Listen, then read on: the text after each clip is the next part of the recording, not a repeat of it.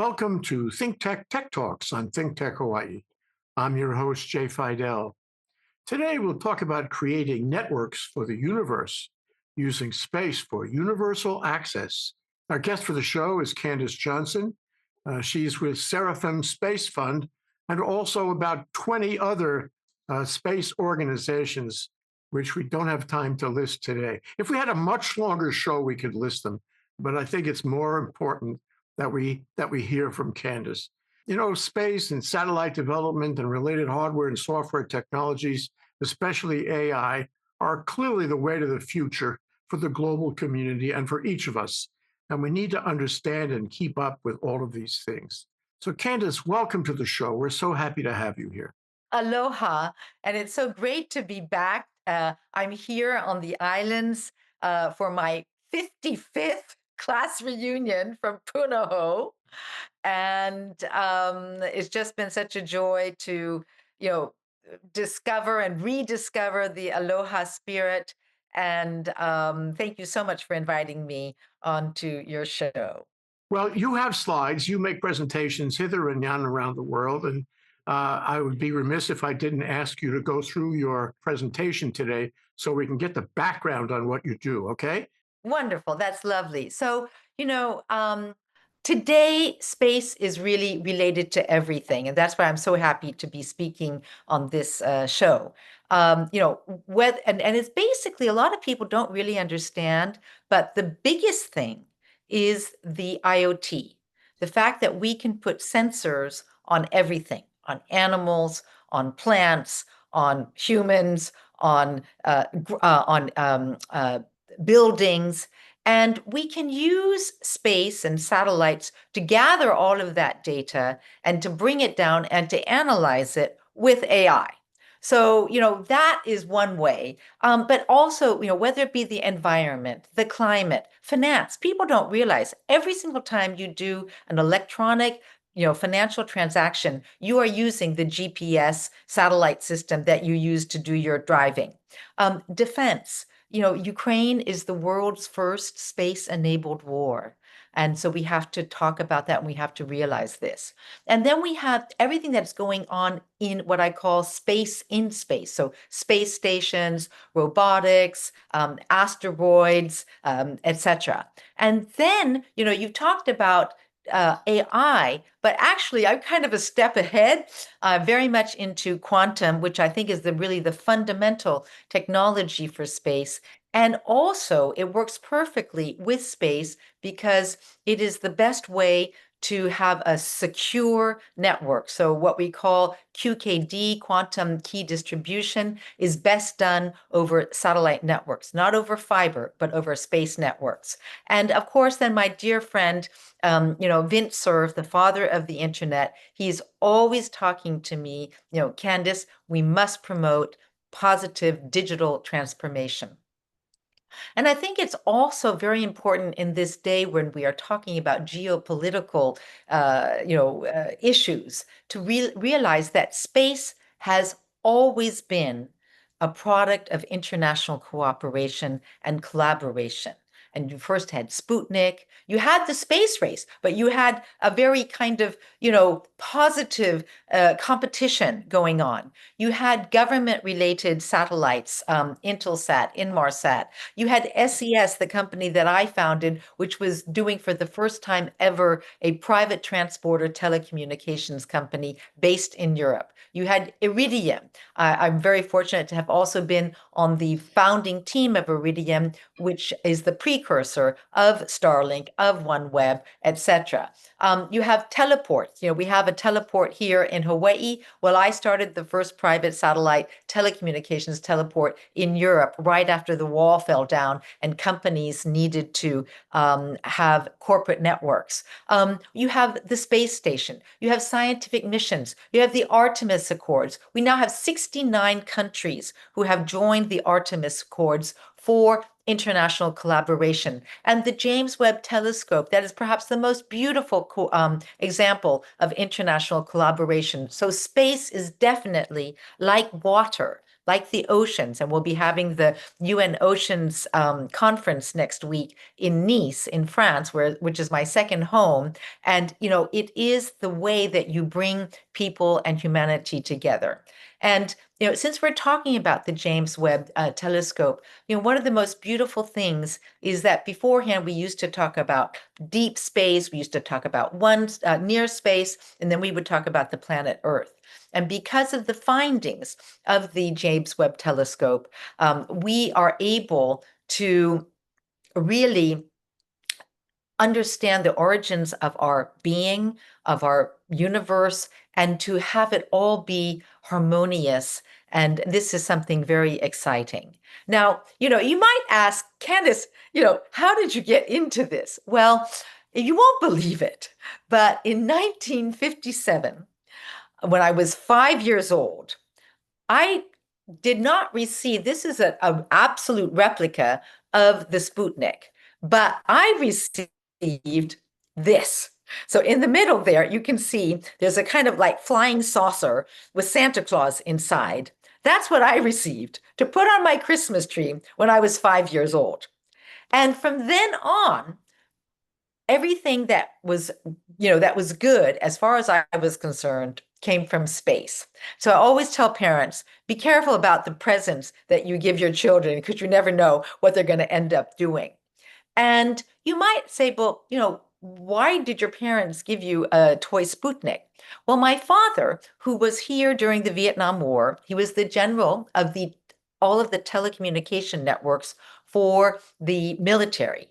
And at that time, we were living in France, and he was doing telecommunications. And so, when Le Sputnik arrived in Paris, then everybody was, And so I got that little toy. And I really do believe that everything that good comes from space.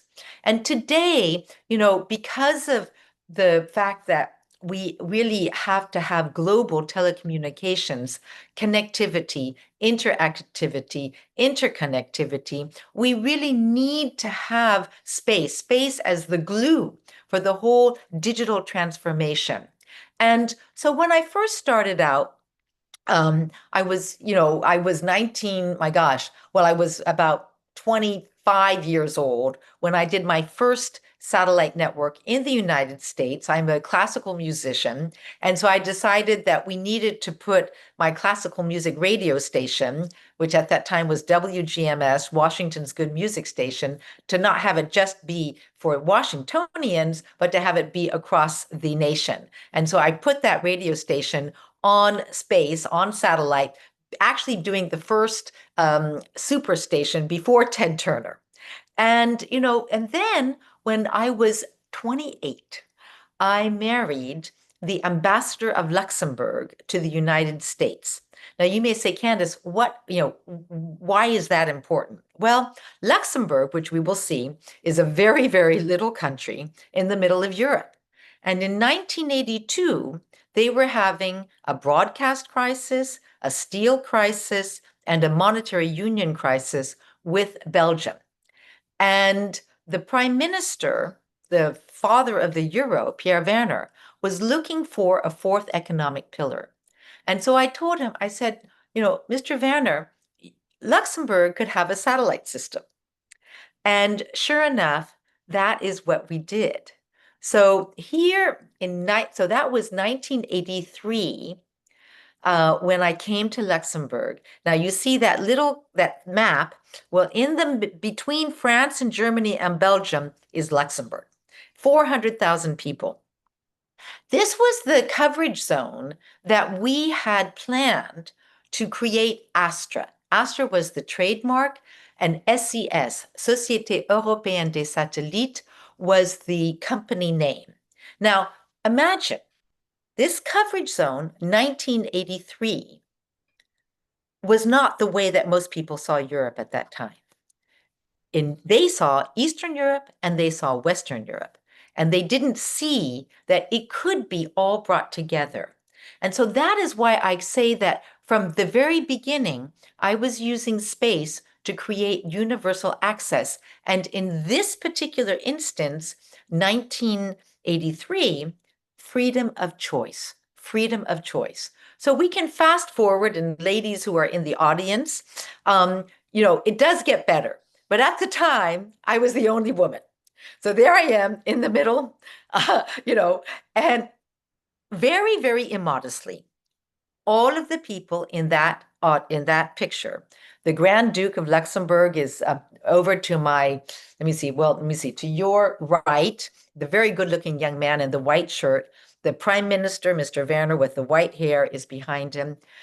And all of them were in Kourou, so that was in Arianespace, French Guiana, to launch my satellite system, December 12th, 1988. It took us 5 years, but we did it. Now, the beautiful thing, really beautiful, which we didn't plan, but we did have this idea of the freedom of choice, of universal access, was that 11 months later, the wall fell down, and we were the only satellite system in the world to be able to cover both Eastern and Western Europe. Now, that is exciting. That is what the power of space is, and the power of entrepreneurship. And then, it's one thing to become number one, but it's another thing to stay number one.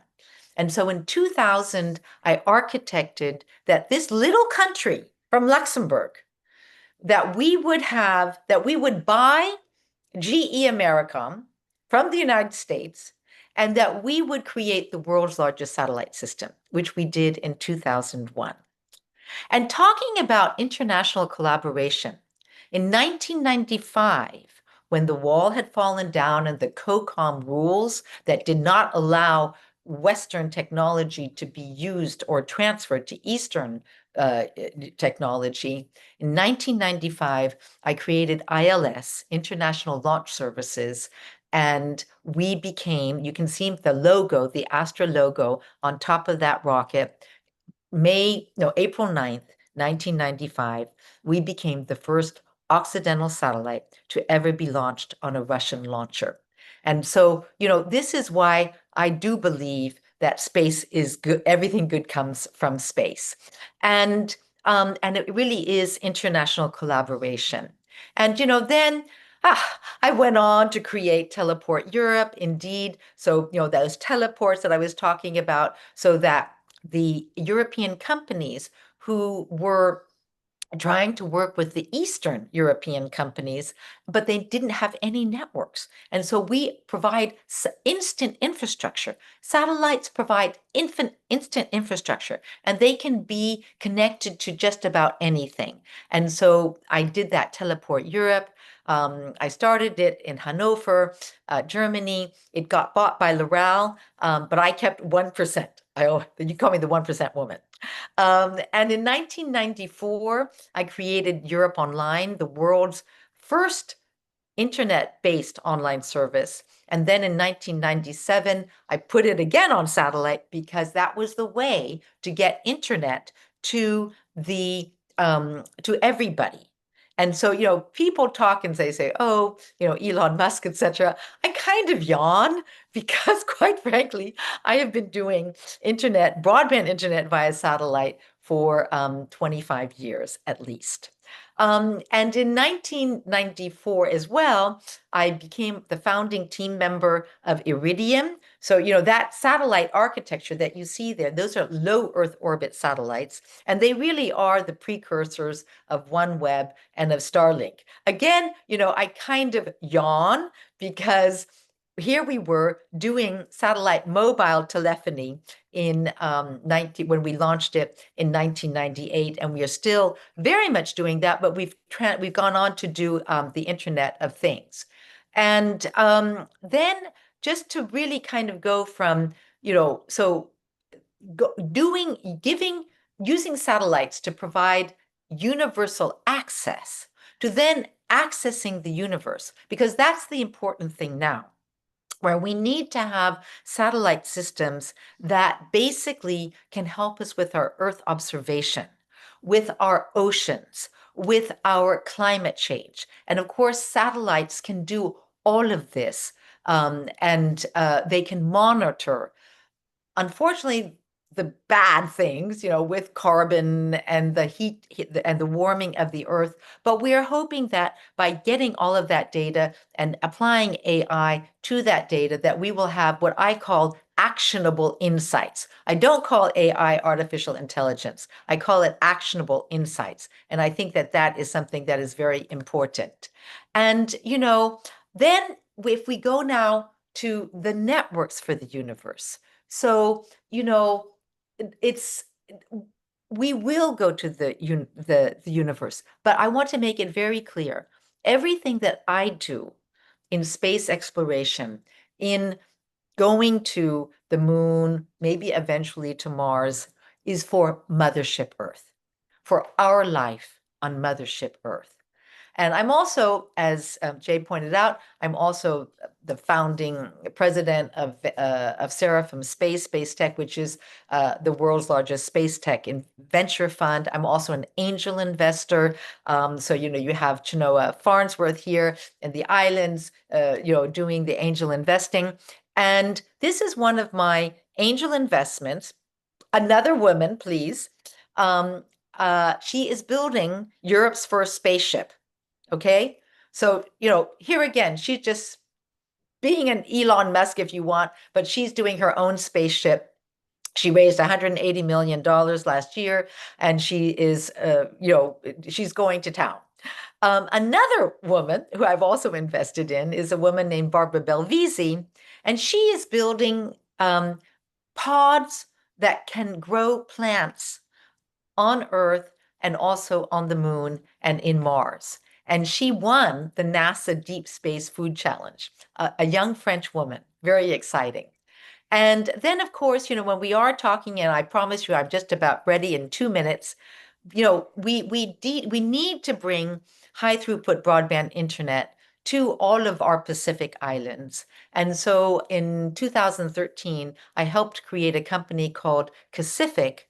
And we are, as you can see, it's like almost like we're giving every single island nation their own satellite, but we're doing it with very focused beams so that they all have a dedicated bandwidth, which is also very important. We're geostationary, but we have dedicated bandwidth. So it's very reliable, very resilient. It is not shared bandwidth like Starlink. And here again, I put together a group of women, Oceania Women's Network Satellite, and we financed this Pacific satellite system.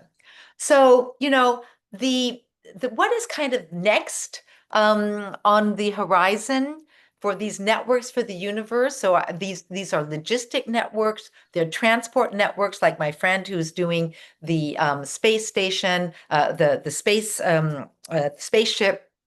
They're food networks, like, with Interstellar Lab. And we're also doing energy networks. So I'm working on a project where we will literally, bring all of the sun's energy, we'll concentrate it, we'll bring it down to the Earth via microwave, and we'll put it in the grid.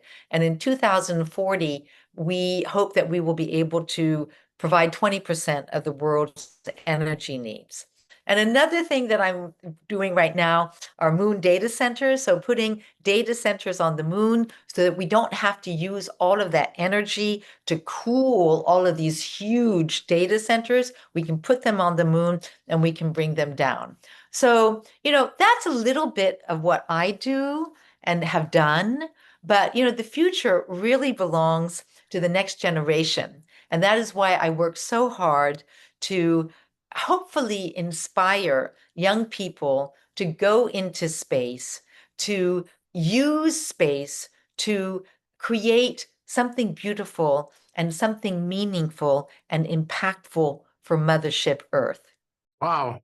Okay, why don't you turn off the slides and we'll get Great. into some Q&A.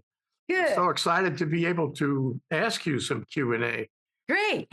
So, God, you're a dream come true. Where did you learn to speak French? Luxembourg, they speak French, and France, they obviously speak French. And you have to be very good at French to do what you do. I always tell everybody I'm the luckiest person in the world, and I really do believe that. And when I was being given my little toy Sputnik, my parents were living in France. My dad was working at SHAPE, Supreme Headquarters Allied Powers Europe. So I grew up speaking French. My husband, my very cute, darling husband who's no longer with us, but he's in, up in that space. He always said, because I said, why don't you speak German with me? Because I needed to speak German as well. And he goes, mais Candice, français, c'est la langue de l'amour. French is the language of love. What can you say to that? So, Yes, absolutely. So you have to know a lot about technology. You have to know a lot about electronics. You have to know about physics, yeah. and a bunch of other science and technology subjects. Where did you pick that up? Did you study at Punahou to get started? Uh, no. No, I have 5 degrees in music. I have no degrees in physics, in science, in math, in business. And yet, I am creating many, many companies. But you know what? I didn't have to learn it.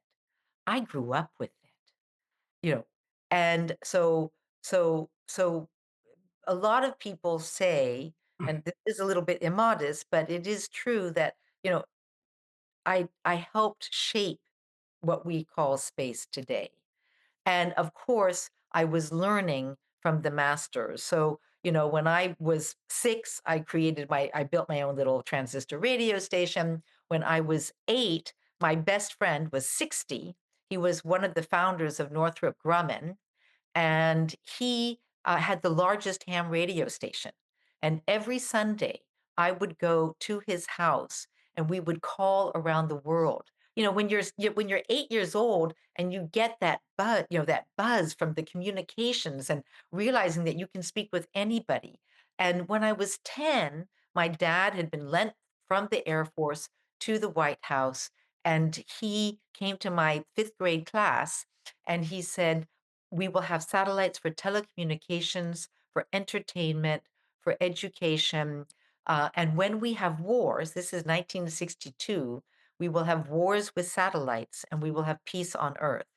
Well, he got the wars with satellites right, but unfortunately, we're still striving to have peace on Earth. But I do believe that space will enable us to also have peace on Earth. And so I think this also very important is that so when I growing up in this family and people would come to our house, Werner von Braun came to our house. Vint Cerf, the father of the internet, came to our house. Um, Paul Barron, father of the X.25 network, he would come to our house and we would listen. The children were allowed to sit on the steps and listen, to these great minds talk about what technology was doing. And when you're that young and you get to learn all of this and you have friends who you can talk to and say, well, what do you think about this? And what do you think about this? When you're older, that is great. But it also teaches you that technology is just a tool and that the most important thing is to serve humanity. This is the most important thing. Amen to that. So, I've attended the PTC, Pacific Telecommunications Conference Council. Yes, David Lasner, former the president of UH, was always there, and you've attended the same meetings. And yes. I wonder what you think of PTC. What role does it play? As a matter of fact, let me go further.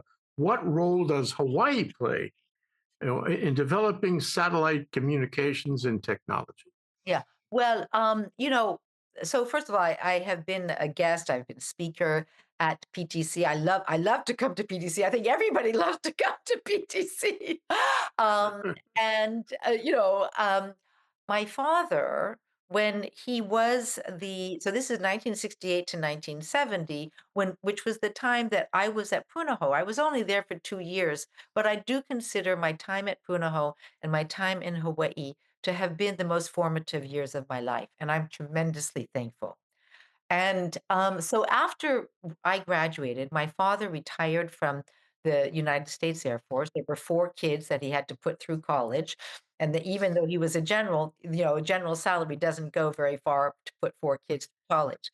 And he went to Western Union to start the world's first private satellite system, so Westar. And of all things, he put the first teleport here in Hawaii for Western Union. And he did it at Barbers Point. And, so it was a teleport right away. The Pacific that I'm talking about, the Oceania Women's Network satellite, that Pacific, we also have a teleport here. So the Hawaii is a perfect launch pad, literally and figuratively, for satellites. Now, for many many years, the PTC has focused on cable, on submarine cable. And it was very difficult for some of us in the space community, to get people to get their hands around or heads around the fact that satellite and cable can and should coexist. When I was doing the Astra satellite for satellite television, a lot of people were saying, "Oh, is it cable or is it satellite?" And I said, if you have a possibility to have a cable network at home, then of course you use that cable network. But if you don't have the possibility to have a cable network at home, then you use a direct satellite television dish. And increasingly, what then happened, though, was that people more and more realized that the cable networks were kind of dictating what they wanted the people to watch. Whereas if you had your own satellite dish, you were totally free. And it's the same thing also with telecommunications. But with cable and submarine cable and satellites, we are a backup for the submarine cable. And where the submarine cable, I was speaking with the World Bank just this morning. You have to go from point to point with a cable. With satellite, you can of course go everywhere. And so for outer islands, for places that it's very difficult to lay cable. My wonderful little last satellite communication system, Pacific, twice we have helped Tonga when their fiber optic cable broke, and we were providing the telecommunications for all of those, for the entire country of Tonga. So, it's really a marriage made in heaven, and we should use both of them.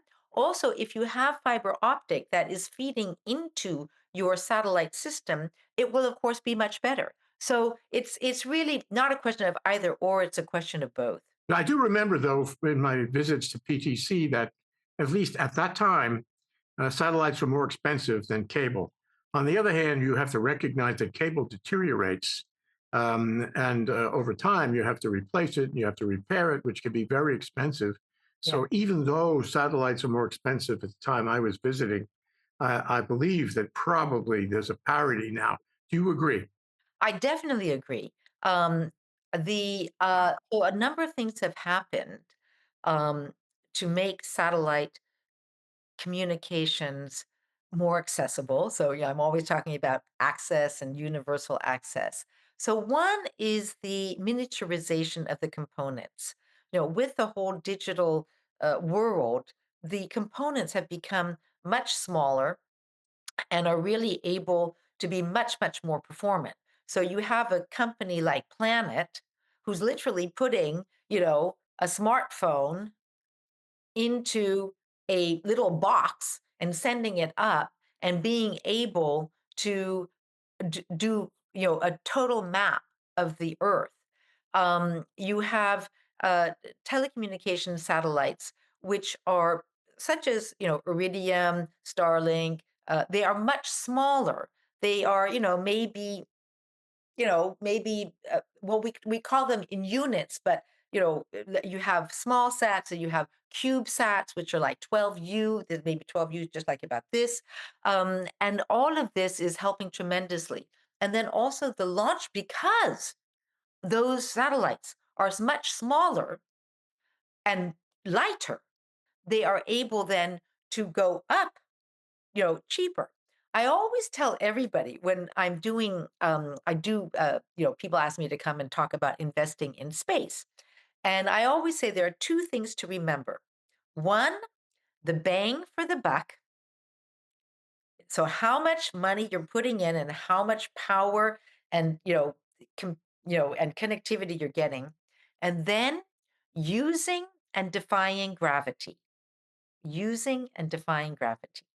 So, because to send something up, you have to have a lot of power. But then you can bring it down and you don't have to have a lot of power. And you are also experiencing now, also with microgravity, the whole development with doing pharmaceutical experiments, and things like this. So that is one thing. But because of the miniaturization of components, then we're also getting much smaller launch costs. And indeed, this is one thing where I do agree with Elon Musk, and that he did do very well to really, bring together the everything to have reusable launches. However, I do also have to say that that technology was actually started by NASA and paid for by NASA. So many questions I have for you, but if you put up all these satellites, even miniaturized components in the satellites, you're really flooding the sky, the heavens, as it were, Yes. with all these satellites. And there have been a number of commentators who worry about this. What do you do in the long term if everybody's putting up all these satellites? Yeah. So this is something that I am very worried about on a number of levels. So the first, I'm the founding vice chair of North Star.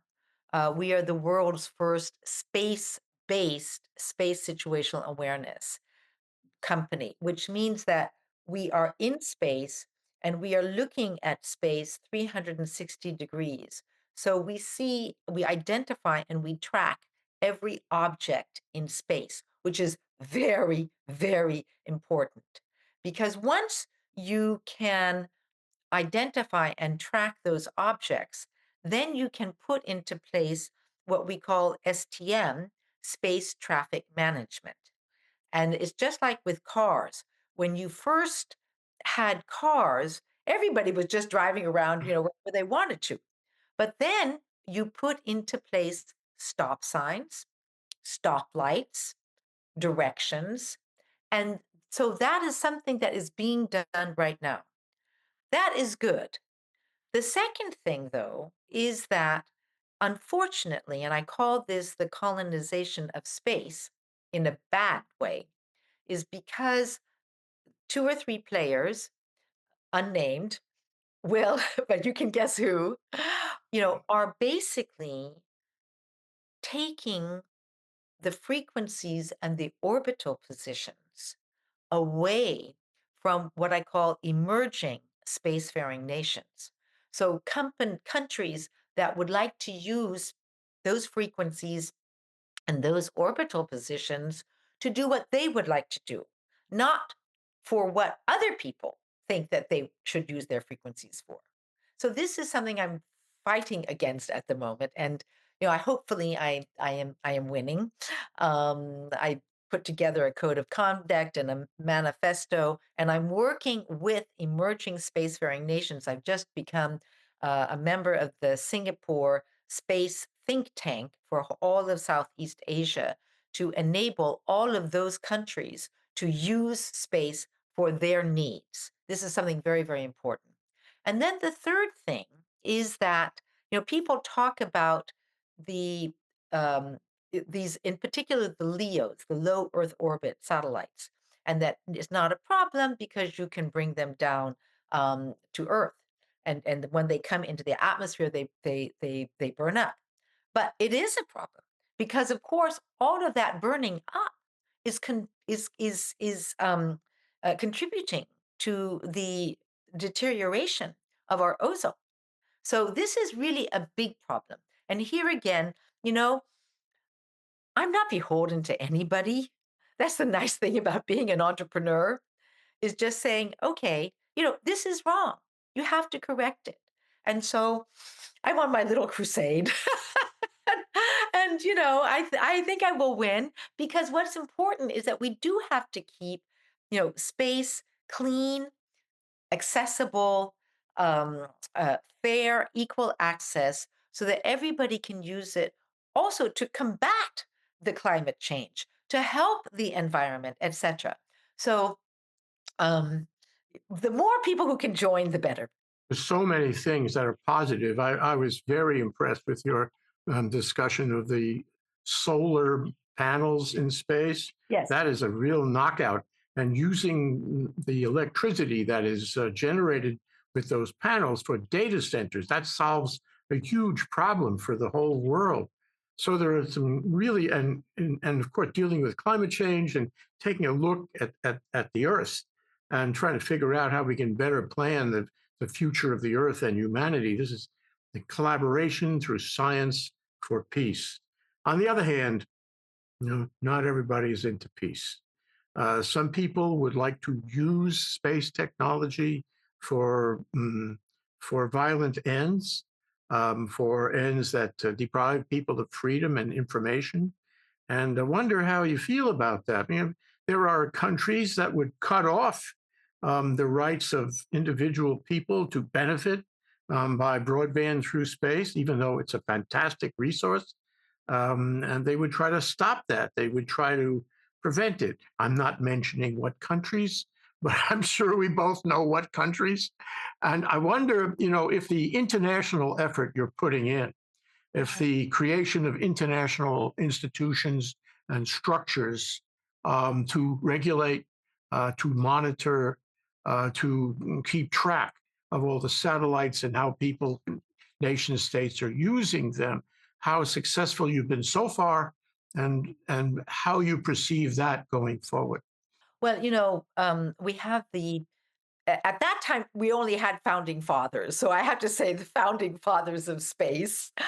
Today, we have a number of women, who are very active in space, and I'm thrilled about that. And just to show you, the Director General of the ITU, the International Telecommunications Union, is a woman, Doreen Bogdan Martin. The Director General of the United Nations Office of Outer Space Affairs is a woman. So it's really really great. You know, so in the beginning these people came together and they did lay out laws. And there are two things happening. One, actually, the application of those laws is still something very valid that needs to be done. The rule of law on Earth and the rule of law in space, is the same. And whether that's competition rules, whether that's fair access, and following the rules. So this is something that we all have to try and fight for and adhere to. The second thing is that there is now, of course, some new challenges that require new laws. So, in the United States, we have our Constitution, and then we had the Bill of Rights. And so, it is something that I'm trying very hard to bring about. Um, a lot of people laugh, but that's okay. I've been laughed at so many times in my life, it doesn't matter. But there is the law of the sea, and the law of the sea is actually very, very similar to the law of space. And the United States did not sign the Law of the Sea Convention. And people have told me that they will probably not sign the law of a new convention for space. But even if they don't, a number of people believe that we should have an extended Bill of Rights or, convention. So I think that we need to work on this. And then I think the other thing that is very important and that a friend of mine is doing, the same one who's doing the internet, the spaceship, Helene Huby. She started the Carmen Fellowship. And every year, I'm a member of the jury. Every year, we choose young people 25, 30, 35 from around the world, from China, from Japan, from Russia, from South America, etc., to come together for 1 week and to talk about how they can use space for the betterment of our lives and the earth and the universe. And I think that if we get enough of those positive people, that next generation, then I think we will have this peaceful use of space. Yeah, only the impossible things are worth doing in life. Touche.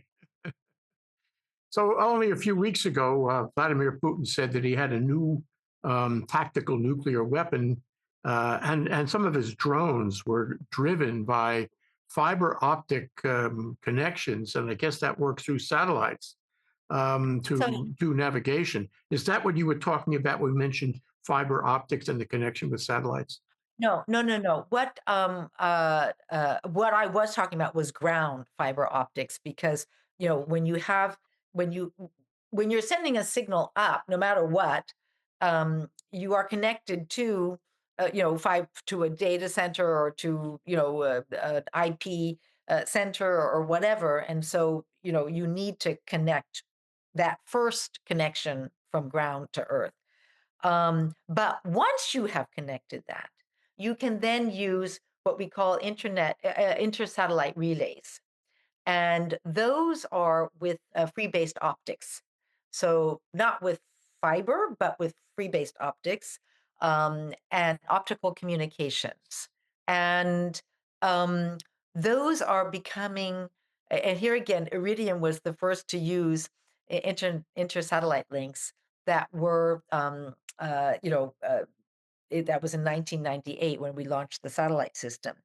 Um, so they're becoming more and more common because they allow, if you have an intersatellite link, then you don't have to go back to the ground. You can just keep on being in space the whole time. And also, I think what's important, I mean, yes, we do know about the possibility of using nuclear in space. We do know this.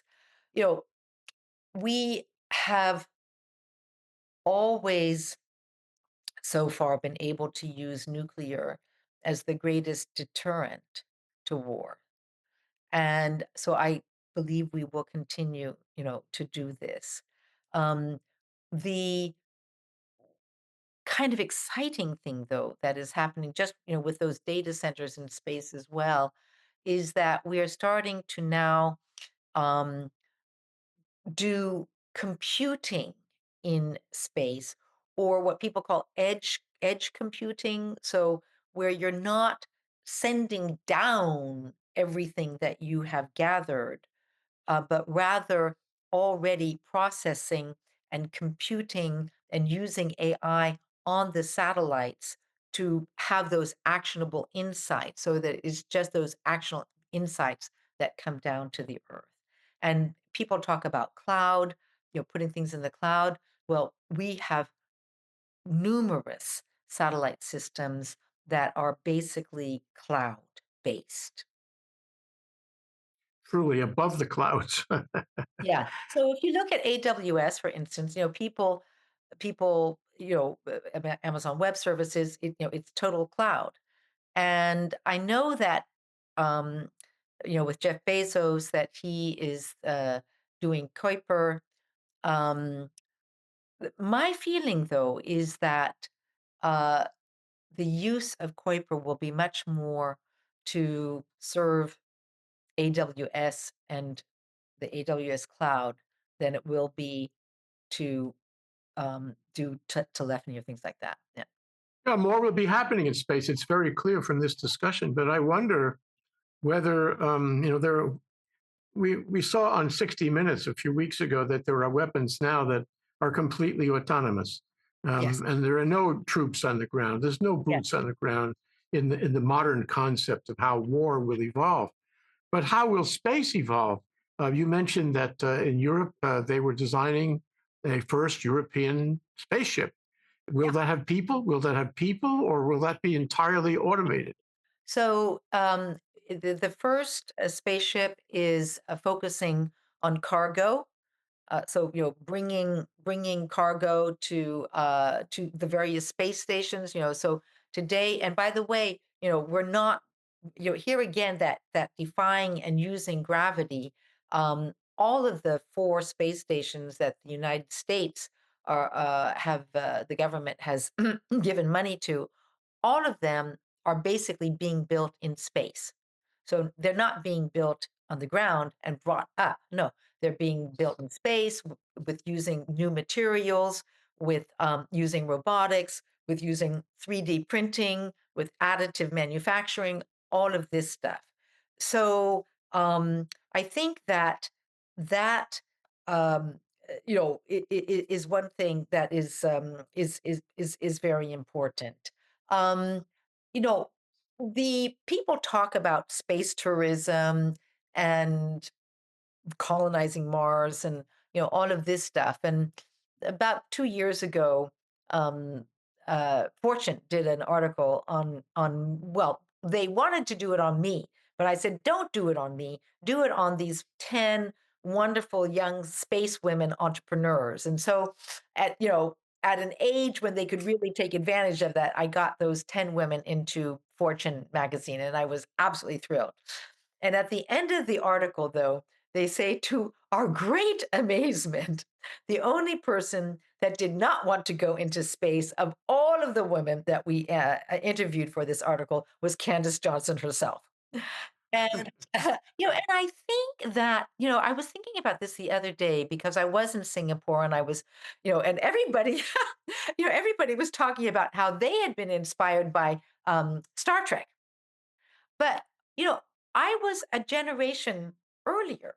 So I wasn't inspired by Star Trek. I wasn't inspired, to do that. I was inspired by that little Sputnik and all of the things that satellite, could do for education, for entertainment, for telecommunications, for bringing universal access to people. And so I was a little bit different. So I'm not so into space tourism. I think that it has been helpful to inspire people, but I do hope that everybody understands that the real benefits of space are here when we use it correctly on Earth. Oh, yeah, absolutely. And with your organizations, we'll move ahead with that for sure. But let me, you mentioned that some of the seminal technology came from NASA itself. NASA is a government So, agency. yes. And I was struck a couple of years ago when I guess it was during the Biden administration when Ukraine mounted an attack on Russian ships in the Black Sea or thereabouts, in Crimea, maybe, and they had autonomous boats with weapons. The Ukrainians did, and these required satellite navigation.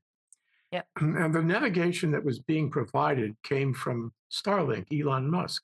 But he decided that he didn't like that attack, that despite Biden's, public, rather national policy, he was going to stop that attack. So he turned off, uh, uh, you know, he turned off the satellite connection.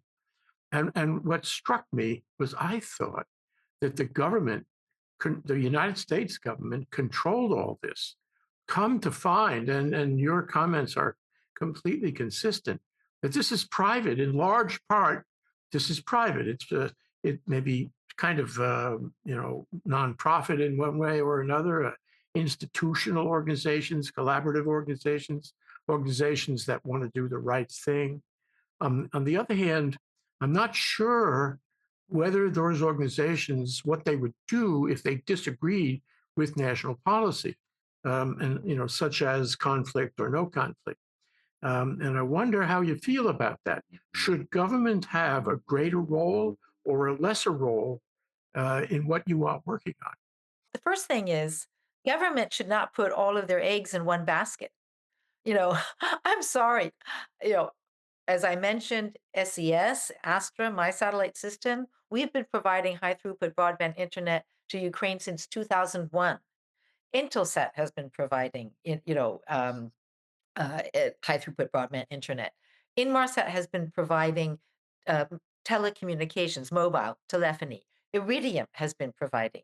And all of a sudden, people just gravitated towards, Starlink as kind of the flavor of the month.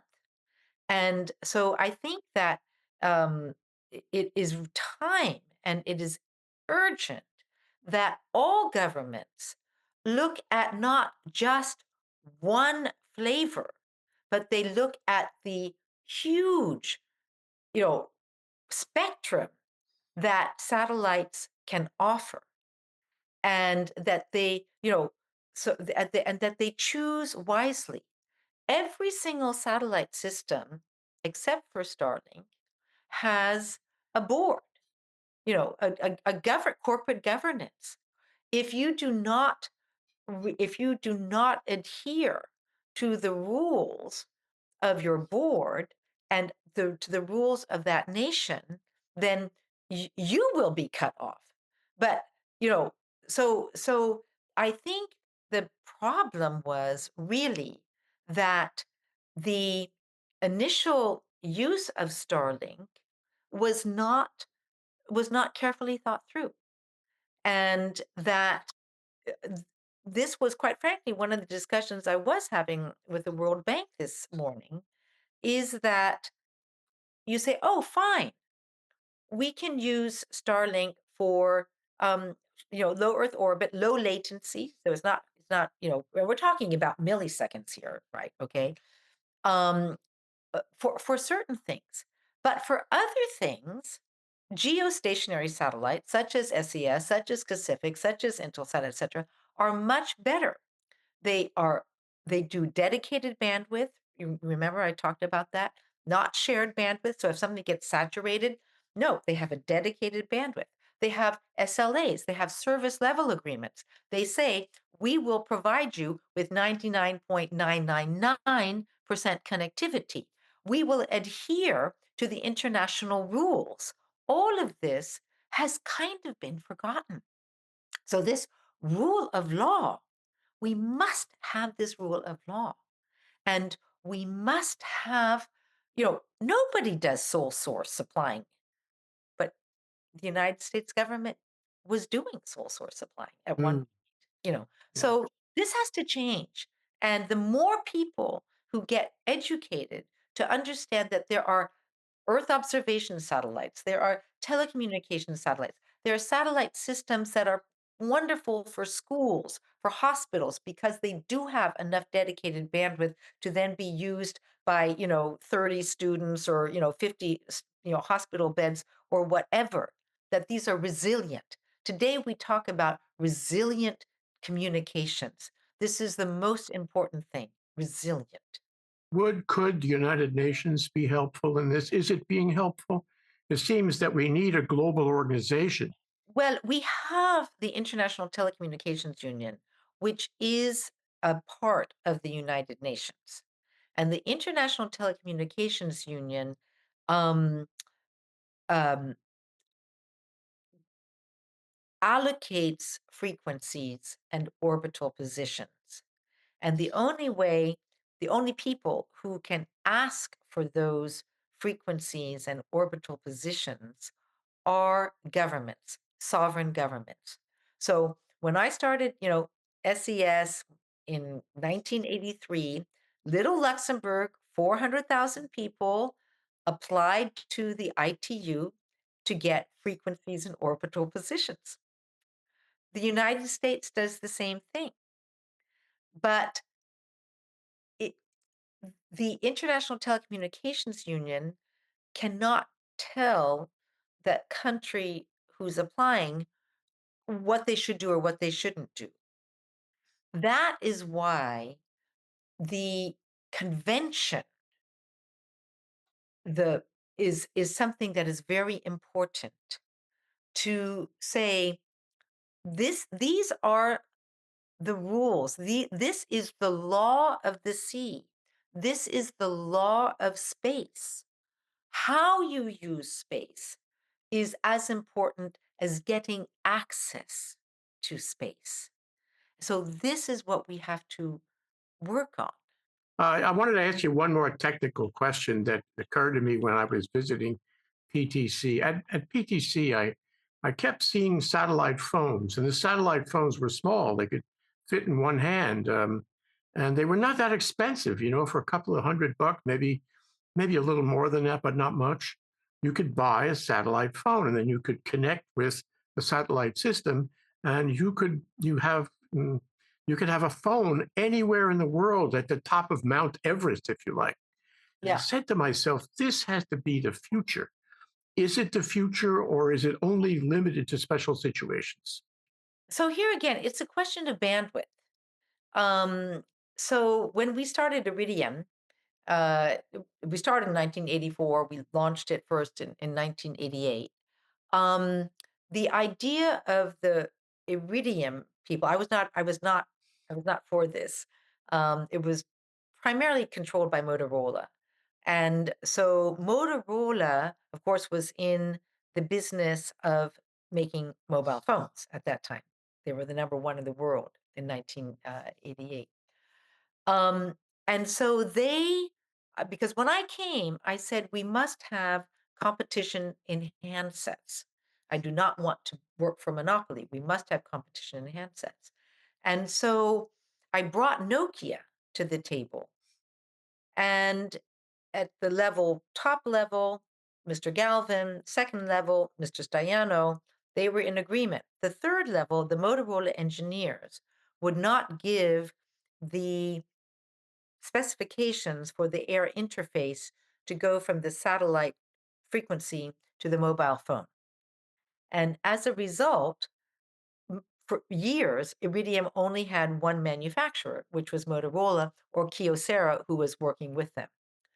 What has happened now is basically what I had hoped would happen, but 30 years ago or 25 years ago. And that is that the mobile handset manufacturers are putting in place interfaces that can connect with satellite frequencies. And so, you know, um, you can there's a company called Skylo who basically has a phone that then can connect with any of these satellite systems, be they uh, uh, um, Inmarsat, Globalstar, Iridium, uh, you know, Starlink, etc. So this will be much more available and much cheaper. However, we must try. I am a techie, even though I'm not trained as a techie. I grew up as a techie. We must try, just as we consider oceans to be a limited resource. Bandwidth in space is also a limited resource, and we must use it efficiently. And if there is another way to connect, then we should use that way and only use this space connectivity for telephony to when you can't use it, when you have no other connectivity. Well, thank you very much for answering all my silly questions. I No, really never a silly appreciate question. I'm so delighted. As far as I'm concerned, you've asked all the right questions. it. I think that people want to know how to do what you've done. They want to know whether there's a place for them here in Hawaii to learn what you've learned, to be involved in the way you've been involved. It's a fantastic story you have, and I wonder if you could take a minute and sort of talk to them and give us your words, your comments to those young people. Very, very happily. So, as I say, I am the luckiest person in the world because I grew up in this family where technology was omnipresent, but it wasn't the most important thing. It was a question of serving people, of making the world better, and et cetera. And I always tell everybody, I say, if you see a wrong and you think you can correct it and you have the expertise, then do so. So I'm the vice chair of the World Space Week. And this is a United Nations organization that celebrates every year from October 4th to October 11th space education.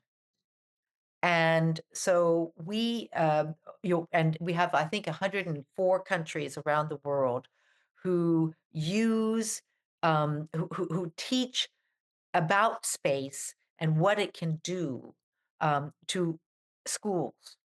And, you know, I would, I would urge every young person to do an experiment. Today you can build your own CubeSat. You can build your own rocket. You can go to the robotics club. Um, you can go to the telescope club. Now, I know that here in Hawaii, we are talking about the Mauna Kea telescope. But, you know, as I said, there are many ways to skin a cat. So maybe you're not going to be able to use that telescope, but you can build your own telescope and you can do something just as good. I'm working with the Smithsonian Science Education Center, which also has the Smithsonian Observatory. And, we are talking about basically giving to every school a telescope, which may not be a physical telescope. It may be a remote controlled telescope. But being able to experience space and to see what you can do in space via telescopes is really, really great. Or as I say, by building your CubeSat or your rocket, um, or or doing an experiment like my young friend did to grow plants in these pods, on Earth and on the moon. So the main thing is to be inspired. I always quote Paul Éluard, the French poet, and in French he said, le poète n'est pas celui qui est inspiré, mais celui qui inspire. The poet is not he or she who is inspired, but he or she who inspires.